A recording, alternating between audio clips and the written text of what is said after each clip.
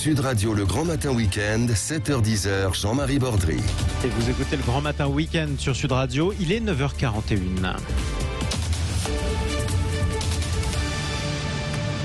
Ce soir, date historique, Angela Merkel depuis 16 ans ne sera plus, en tout cas, la femme la plus puissante du monde. C'était le sobriquet qu'on lui donnait justement, mais on va voir avec notre invité tout de suite que ce titre était peut-être un petit peu usurpé. Bonjour à vous François Bell. Bonjour. Bienvenue à vous sur Sud Radio. Vous publiez Histoire secrète du couple franco-allemand aux éditions Talent, dossier explosif, beaucoup d'archives, des documents secrets que vous avez republiés. On reviendra notamment sur ce qui s'est passé entre la France et l'Allemagne, y compris entre les deux guerres mondiales. Revenons d'abord à Angela Merkel. Quand je vous lis, on a le sentiment que si Angela Merkel était appelée la femme la plus puissante du monde, c'est parce qu'il n'y avait pas de concurrence. C'est ce que vous dites d'ailleurs. Oui, bien sûr, parce que en fait, si vous imaginez d'enlever le mot femme en mettant l'homme, par exemple, vous vous rendez bien compte que, tu vois, c'était une époque où même Barack Obama n'était pas si puissant que ça, parce que le Sénat américain l'empêchait de faire passer ses propres lois. Cette notion de femme la plus puissante du monde, elle est complètement baroque, et aujourd'hui, ceux qui dénoncent l'excès de la formule, ce sont les journalistes allemands eux-mêmes qui disent on a peut-être été un peu flagorneurs dans ce coup-là. Et pourtant, si on allait poser la question à des Grecs qui ont subi les politiques d'austérité lorsqu'ils étaient en faillite, ils auront l'impression que c'était Madame Merkel qui exigeait qu'ils fussent mis sur la paille. Oui et non, parce qu'ils se sont bien rendus compte qu'à côté de Madame Merkel, il y avait un personnage un peu étrange qui était Monsieur Schäuble, qui était le ministre des Finances, dont on se souvient parce que c'était un monsieur qui avait été atteint lors d'un attentat. Qui était en fauteuil roulant. Et ce ministre-là, bien que du même parti de Madame Merkel, il avait décidé de lui faire la peau, si vous me permettez l'expression un peu vulgaire. Premièrement. Donc il en voulait à Madame Merkel, il en voulait à tous les pays du Sud. Il aurait rêvé d'avoir la possibilité d'exclure de l'Europe la Grèce, l'Italie, la France, l'Espagne, en fait pour ne rester en tête-à-tête qu'avec les Pays-Bas et peut-être la Belgique. Et les Scandinaves peut-être. Oui, et encore. Justement, ça fait écho aussi à ce couple franco-allemand. Je vous lis, j'ai l'impression qu'il n'en est pas un. Deux pays en déclin qui continuent à parler de moteur franco-allemand par orgueil pour oublier leur nouvelle limite. C'est, comment vous dire, déjà le fait que le moteur franco-allemand c'est considéré comme une insulte dans la majorité des pays de l'Europe. Oui. Parce qu'ils ont bien compris qu'il n'y a pas plus de moteur que de beurre en branche, et que tout ça, ça date d'une certaine époque. C'est vrai. Aujourd'hui, les Allemands sont certainement nos frères, nos associés, nos voisins. On ne peut plus se séparer d'eux, c'est fini, on est mariés pour toujours. Pas de Frexit pour vous un jour, aucun risque, c'est arrivé en Grande-Bretagne. On est trop imbriqués, on peut pas, c'est notre premier partenaire. Et en plus, ce qu'il faut remarquer, et c'est la chance de la France, c'est que, par sa position géographique, mais aussi politique, les Italiens, les Espagnols, les Portugais, les Grecs et un tas d'autres pays, les Belges, les Luxembourgeois, etc., comptent absolument sur nous pour les aider à faire en sorte que l'Allemagne ne soit pas...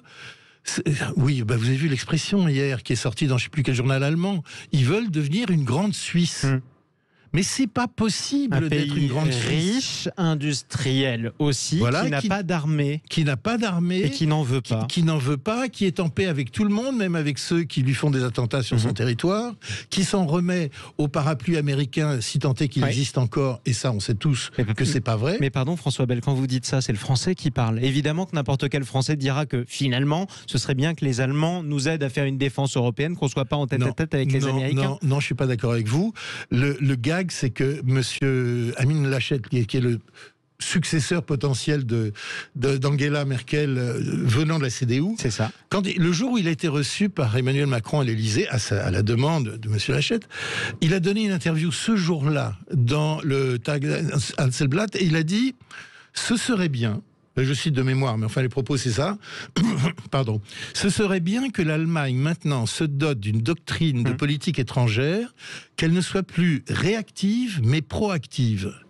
Franchement, quand vous êtes l'héritier naturel de Merkel et que vous venez dire que depuis 16 ans elle n'a rien fait en politique étrangère, c'est un Allemand qui le dit. Et on verra ce que donnent les élections d'ailleurs, parce qu'il n'est pas donné favori. Ce seraient les sociodémocrates qui seraient légèrement en tête dans les sondages. À suivre, ce ne sont jamais que des sondages. Ça nous permet de revenir aussi à cette relation plus qu'ambivalente entre la France et l'Allemagne. Vous y revenez en longueur. Je ne pourrais pas rappeler tout ce que vous évoquez et ce que vous révélez dans votre livre, mais parlons, tiens, du jeune Adolf Hitler, ce complot français pour encourager Adolf Hitler quand il était jeune. Bon, alors, déjà, remettons un petit peu en perspective. C'est ce que j'ai voulu faire dans mon bouquin. C'est ça. Je voulais parler du fait que Mme Merkel n'a rien fait de vraiment sérieux pour limiter, museler, contrôler l'extrême droite allemande, qui est une extrême droite qui n'est pas du tout comme la nôtre, parce que celle-là, elle pratique déjà des assassinats politiques. Elle est pour le rétablissement de l'honneur du jeune Adolf, d'Adolf Hitler. Elle est pour la dénonciation des horreurs des Juifs, etc., etc. Là, on parle de choses quand même très sérieuses. Et c'est vrai que Merkel a rien fait.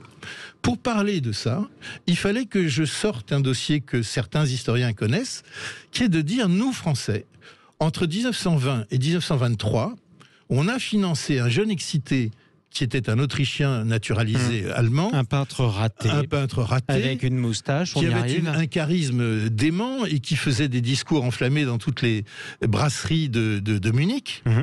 Alors, on a envoyé un officier supérieur lui apporter beaucoup d'argent, enfin, à son staff, et c'est vrai qu'on l'a aidé. Bon, finalement, tout ça a fini dans un putsch lamentable. Ils ont été tous arrêtés. C'est là que Hitler a fait un peu de prison. L'officier français s'est sauvé vraiment à la dernière minute.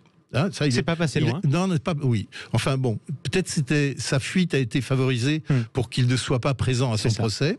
C'est un très gros dossier qui a influencé la vie allemande et dont le but c'était de tenter de séparer la Bavière, qui était de droite, catholique, etc., de la Prusse, qui était de gauche, qui regardait la révolution bolchevique d'un bon œil, etc. Et qu'on regardait d'un mauvais œil en plus. On avait le souvenir de la situation d'avant la guerre de 1870, quand l'Allemagne n'était pas unifiée. Ça a eu des conséquences pour De Gaulle aussi. 1941. Écoutez, oui, bien sûr. C'est le fait que celui qui a été l'officier traitant du jeune Adolf Hitler, le commandant Richer, a fait ensuite une très belle carrière. Hein. Il était général dans la Légion étrangère. Du reste, c'est lui qui a inventé le képi blanc. C'est lui qui a inventé le képi blanc du légionnaire. Parce qu'il y avait un jour un défilé en Algérie, je crois, pour je ne sais plus quelle commémoration. Et il était dans la tribune, il voulait reconnaître ses soldats à lui. Donc il leur a dit, mettez un truc blanc au-dessus de votre képi. C'est comme ça qu'on les reconnaît. C'est comme ça que... Bon. Et De Gaulle n'a jamais voulu... Alors De Gaulle n'a pas voulu recevoir le général, devenu général Richer. On n'a jamais su pourquoi, et là il y a encore des archives à creuser, notamment le dossier. Sans doute parce que Monsieur Richer, le commandant Richer à l'époque, en moins de 3 ans, il a été l'officier traitant d'Hitler. Il a rendu compte au chef de l'armée française qui était Pétain. Et ensuite, muté au Maroc, il a sauvé la mise à un certain général Franco. Exactement. Donc et la en Légion 3 ans, espagnole. il a eu le combo complet. C'est ça. Donc c'était la meilleure mine d'information et de réseau pour la France libre. Pourtant, on s'en prive. Non, parce que c'était. Ou alors il était toxique. Il était très toxique. Franchement, très toxique. Il continuait. Il était d'origine alsacienne. Il considérait que beaucoup d'Allemands n'avaient pas tort de penser ce qu'ils pensaient de la France.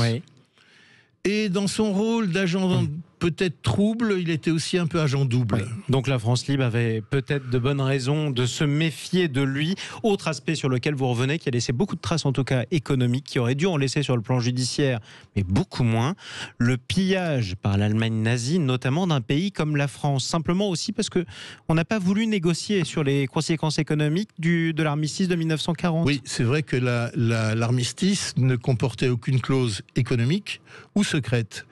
Et c'est vrai que les Allemands, du coup, s'en sont donnés à cœur joie. Et autant ils ont ruiné des pays comme la Hollande, comme les pays scandinaves, autant en France, ils ont creusé encore plus profond. Et c'est un pillage dont on n'a jamais vu l'ampleur, parce que ce qui s'est passé, c'est que c'était tellement énorme qu'il devait y avoir un deuxième procès de Nuremberg économique. C'est ça. Et finalement, ce procès n'a jamais eu lieu, parce que les Russes ont fait le blocus de Berlin pendant presque 1 an. Vous savez, c'est au moment où il a fallu affréter des centaines, des milliers d'avions pour amener du pain, du charbon, le pont aérien pour nourrir Berlin-Ouest. Du coup, ce deuxième procès de Nuremberg a été écheinté et on n'a jamais su la vérité sur ça. C'est ça. Et pourtant, on aurait pu le savoir. Ça a permis aussi à un certain nombre de financiers allemands de se recycler dans la Nouvelle République.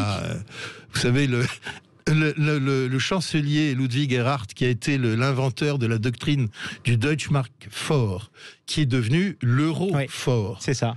Il a été décoré en 1943 de la plus haute distinction du parti nazi, par Hitler lui-même. Il a toujours considéré que non, il n'aimait pas Hitler parce qu'il considérait que la politique économique d'Hitler était un peu trop favorable aux grands groupes et pas assez aux PME. C'est ça. Et quand on lui a demandé, mais il n'y avait rien d'autre qui vous choquait dans l'hitlérisme? Ah non, ça c'est pas mon affaire, je m'en mêlais pas. Et voilà. Ces gens-là ont continué notamment à bâtir. Il a été chancelier de la République fédérale quand même, c'est fou. Aujourd'hui on a l'euro, on est les héritiers quasiment de sa politique économique et monétaire. Merci beaucoup d'avoir pris la parole chez nous, de nous avoir présenté cet ouvrage. Présenté, si j'ose dire, il y a encore un certain nombre d'histoires que je vous laisserai découvrir sur Sud Radio, la manière dont Angela Merkel aussi, finalement, elle traitait Nicolas Sarkozy comme son collaborateur. Exactement. Voilà. Et comment ils ont piraté un G20 pour essayer de faire payer les pays pauvres pour sauver la zone euro, c'est un truc complètement délirant. Absolument incroyable. Des histoires secrètes qui ne le sont plus, justement, dans ce livre. Histoire secrète du couple franco-allemand, c'est publié aux éditions Talent et c'est signé François Bell, que nous remercions. Merci sur Sud Radio. Vous écoutez le Grand Matin Week-end sur Sud Radio. Il est 9h52.